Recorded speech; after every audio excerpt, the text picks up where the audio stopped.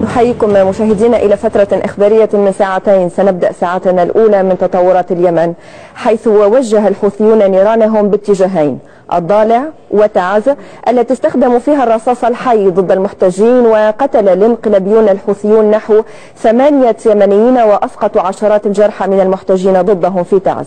ودارت اشتباكات عنيفة في منطقتي كرش والضالع بين الحوثيين والقوات الموالية للرئيس السابق علي عبد الله صالح من جهة، واللجان الشعبية الموالية للرئيس عبد ربه منصور هادي من جهة ثانية.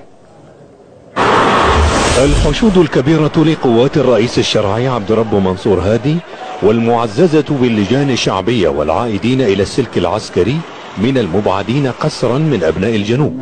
هذه القوات أعادت توازن الرعب بينها وبين المتمردين الحوثيين وقوات الرئيس السابق صالح المتعاونة معهم برأي الخبراء العسكريين.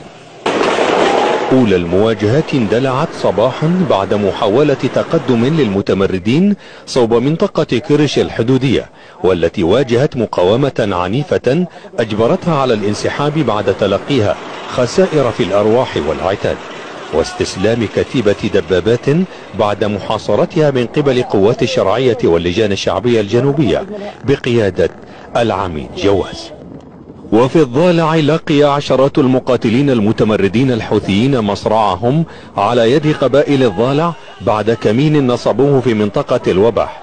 وكانت مصادر قبلية في الضالع قالت إن قوة من المتمردين استدرجت للدخول لمنطقة الوبح ثم تعرضت لهجوم أدى إلى إصابات فادحة، وكان الرد قصفا عشوائيا للقوات المرابطة في موقع السوداء في قعطبة استهدف مناطق الوبح والجليلة والقرى المجاورة. وفي محاولة لحماية مواقعه انتشرت قوات اللواء المرابط في محافظة الضالع على تخوم المدينة وأقامت نقاط تفتيش فيها. هذا وأفاد شهود عيان بتحرك دبابات وراجمات صواريخ ومئات الجنود من معسكر ردفان القريب صوب مدينة الضالع لمساندة اللجان الشعبية التي بدأت بشن هجمات على هذه القوات التي أصبحت مكشوفة بعد خروجها من معسكرها.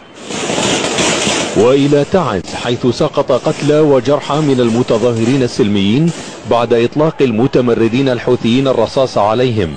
هؤلاء المتظاهرون خرجوا رفضا للتواجد الحوثي ومحاولته مهاجمة عدن عبر محافظتهم.